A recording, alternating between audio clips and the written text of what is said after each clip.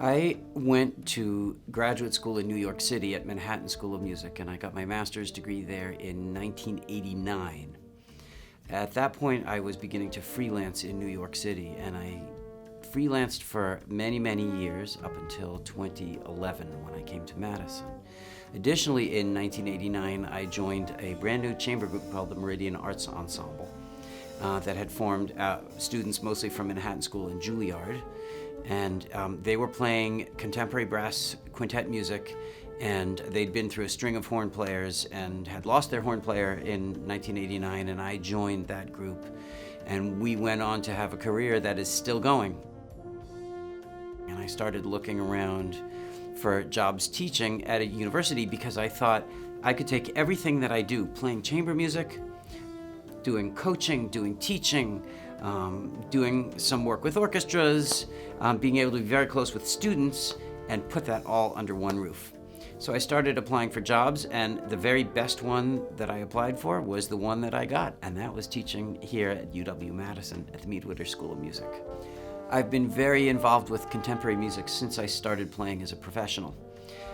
In New York, I was very busy playing a lot of chamber orchestra work, small group work, and a large ensemble work as well that involved playing contemporary music, stuff with very tricky rhythms that wasn't tonal, and I developed a real taste for that kind of music.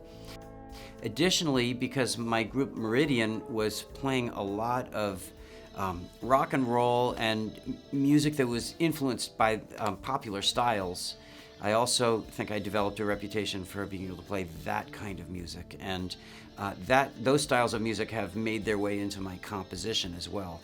So, and those interests got me interested in electronic music. So that began when I arrived at UW-Madison.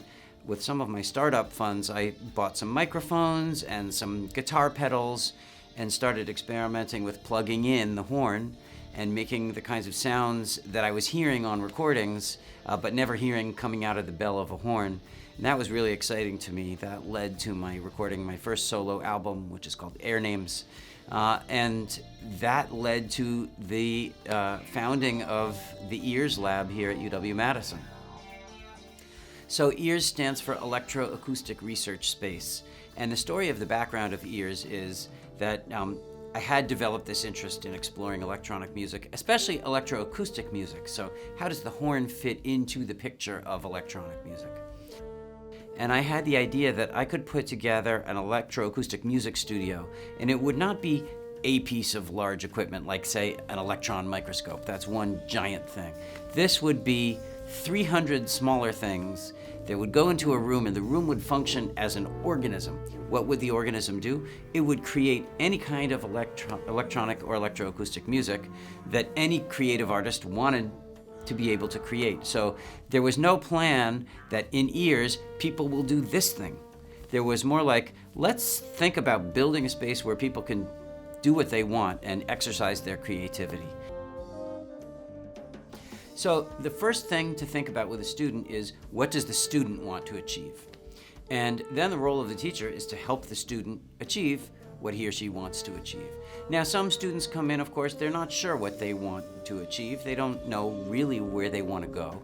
And then my job becomes showing them what's out there. And of course, in the arts are open-ended. The arts are not one thing. Music is not orchestral music of the 19th century. That's a small part of it. And students need to develop the skills to do whatever part of music, broadly defined, they choose to do. To do that, we always have to start with, where are you now?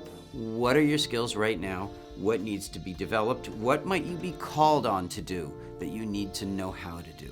And then it's a matter of telling the student, how do you learn this? How do you practice this? How do you keep your confidence up? How do you keep your enthusiasm up? Because it can be a long road. We work very, very hard. But because we are able to chart the journey for a student from where he or she is right now to where he or she wants to go in the future, it's a journey that can be accomplished.